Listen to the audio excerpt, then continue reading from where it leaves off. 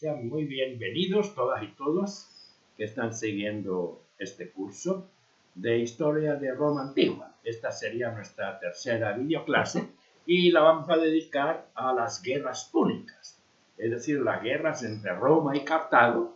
Los romanos llamaban punos a los cartagineses y así ha quedado registrado en la historia las tres guerras púnicas. En los 1000 años de historia de Roma, del Imperio Romano, son muchas las batallas, muchas las guerras. De todas ellas, tal vez las más decisivas, las más trascendentes serían exactamente esas guerras púnicas. Las tres guerras, en especial las dos primeras. ¿Por qué? Porque, por un lado, Roma estuvo muy cerca de ser derrotada, de ser aplastada. En segundo lugar, por lo que estaba en juego. Lo que estaba en juego era, en definitiva, cuál de las dos ciudades iba a terminar no solamente triunfando, sino unificando todo el mundo habitado alrededor del mar Mediterráneo. Esa es la visión que podemos tener ya a la distancia, una vez vistos los resultados.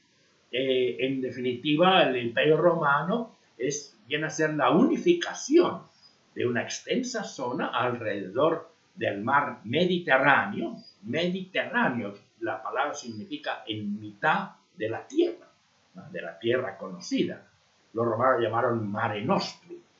Y realmente lo que se consigue es la unificación en una sola economía, con una sola moneda, una sola lengua común, un solo derecho, el derecho romano, es decir, todo un mundo que se unifica, que llega a tener algo así como 60 millones de habitantes, y eso lo protagoniza Roma, se unifica alrededor de Roma, pero ya ha podido ser alrededor de Cartago. Ambas ciudades, ambas polis, tienen en común de una ubicación geográfica privilegiada para lograr ese objetivo, un objetivo que tal vez no estaba a la vista en el siglo III a.C., cuando se desata la guerra entre ambas ciudades, pero que a la larga se va a ir concretando. Si alguien quería unificar todo el mundo mediterráneo, difícilmente lo iba a lograr si geográficamente estaba en un extremo, en una punta, como fue, por ejemplo, el caso de Atenas o el caso de Macedonia, etc. Alejandro Magno trata de conquistar un tremendo imperio, pero no se va hacia el oeste, hacia el Mediterráneo, sino que agarra dirección a Asia y dirección a la India, como ya sabemos, y no se mantuvo. Una tremenda conquista, la obra de un solo hombre en pocos años, pero digamos no tiene éxito en cuanto a mantenerse esa unificación, cosa que Roma sí va a lograr. Por eso estamos hablando de una historia de 1000 años de Imperio Romano. Pues bien, cuando vemos el mapa, la península itálica, que corre prácticamente norte a sur, y se prolonga en la isla de Sicilia, está muy cerca de la península itálica, y después se prolonga en esa punta de lo que hoy es Túnez y que en aquella época era Cartago, de forma que tanto Cartago como Roma están en esa vertical, en ese meridiano que divide el Mediterráneo en dos: un Mediterráneo occidental hacia la península ibérica, hacia España, y un Mediterráneo oriental. Eso obviamente va a facilitar las cosas. Pero en realidad, en su momento, esta confrontación puede que haya agarrado incluso de sorpresa.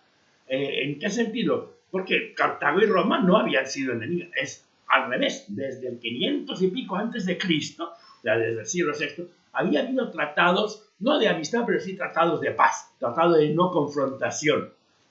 Roma se va expandiendo poco a poco y va ganando influencia y poderío dentro de la península itálica, y Cartago se compromete a no inmiscuirse en esa zona.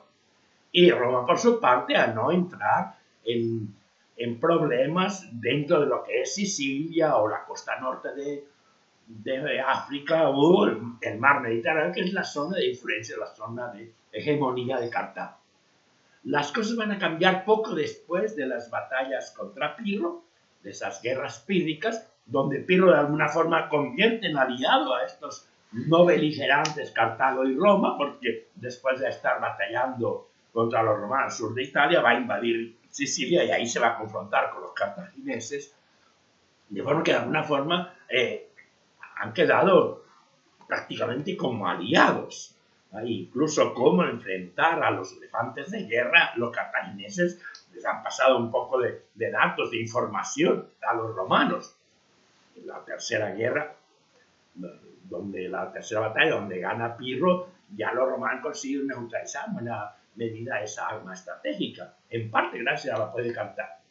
Sin embargo, a partir de un pequeño incidente en la isla de Sicilia, donde unos mercenarios, sí de origen romano, mamertino, pero que tampoco Roma estaba comprometida con ellos, piden ayuda a Roma, y Roma, después de una larga discusión en el Senado, decide por una mayoría de votos de los senadores sí intervenir, aunque eso viene a chocar con el tratado de paz que había con Cartago.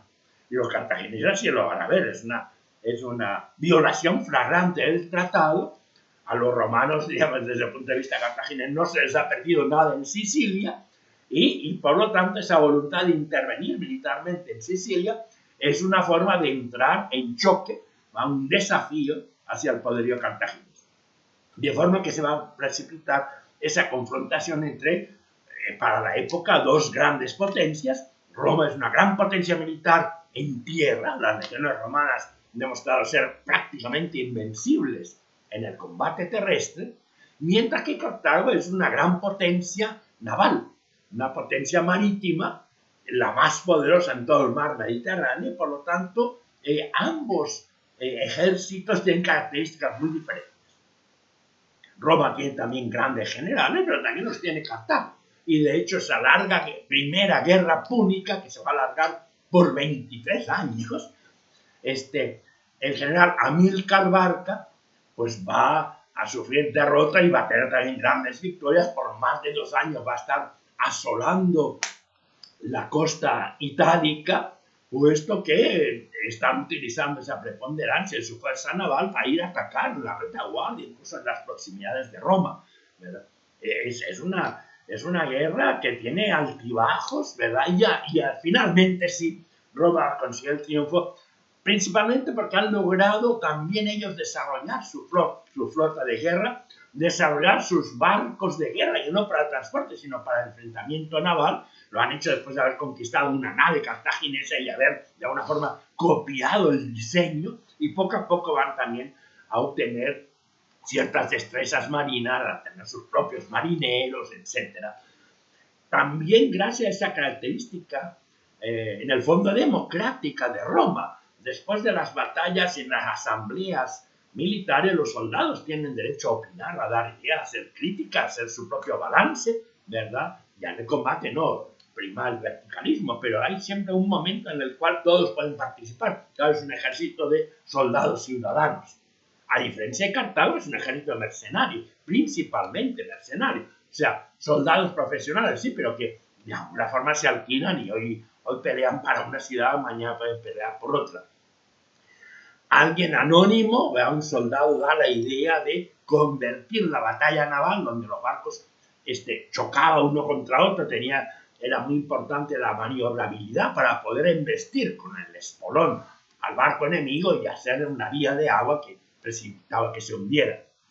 Bueno, este soldado da la idea de crear una especie de puente escondido, un puente levadizo que se aboca a hacer un puente hacia la nave enemiga antes de que hayan llegado al choque, de forma que entonces se puede invadir la nave enemiga con soldados, con infantería, convirtiendo una pelea cuerpo a cuerpo lo que en principio era una batalla naval.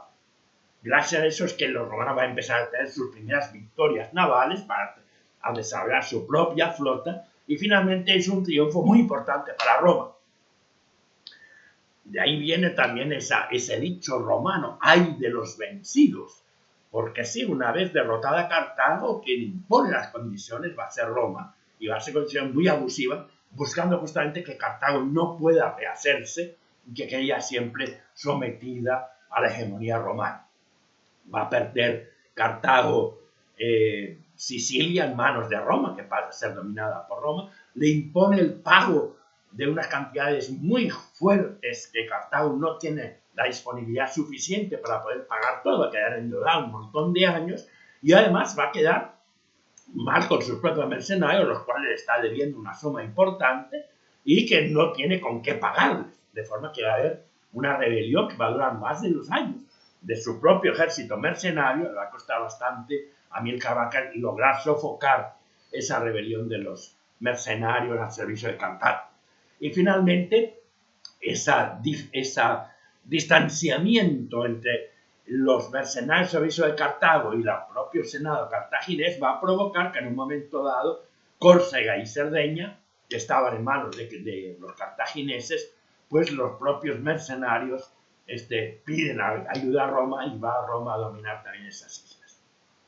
De forma que Cartago va a tener que buscar cómo rehacerse y ahí va a triunfar la idea de abocarse a extenderse en Hispania. Eso no estaba contemplado en el Tratado de Paz, en el tratado que Roma les ha impuesto. Cuando Roma empiece a quejarse y a ver con malos ojos esa preponderancia de una península ibérica que es muy rica en recursos, Cartago va a decir que es justamente para poderles pagar las sumas que tienen que pagar anualmente hasta conseguir pagar toda esa deuda que han quedado con Roma. Pero de hecho,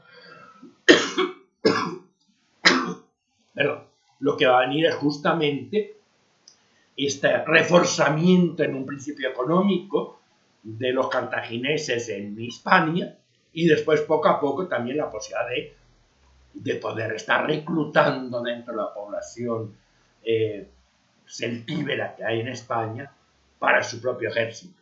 Y es así como se desata la Segunda Guerra Púnica, la que va a dirigir Aníbal, hijo de Amílcar Barca. Se dice que, siendo él muy pequeño, a los 6 años, juró odio eterno a Roma y de alguna forma va a vengar, digamos, la derrota que había sufrido su padre, también su tío Asdrúbal, de forma que se desata la Segunda Guerra Púnica, donde a Roma le va a tocar enfrentar a un gran jefe militar, considerado un genio militar de los más brillantes de la historia de la humanidad, solo comparable con Alejandro Magno o con Napoleón Bonaparte, Aníbal.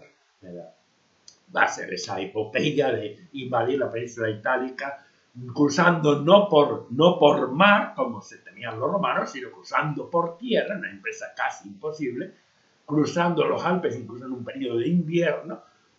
Va a entrar en Italia solo con la tercera parte de los 20.000 hombres con los que había salido de Hispania, pero sin embargo va a conseguir que le apoyen a 6 tribus de los galos, de forma que va a estar haciendo correrías por toda Italia durante mucho tiempo Aníbal, derrotando una vez tras otra a los romanos.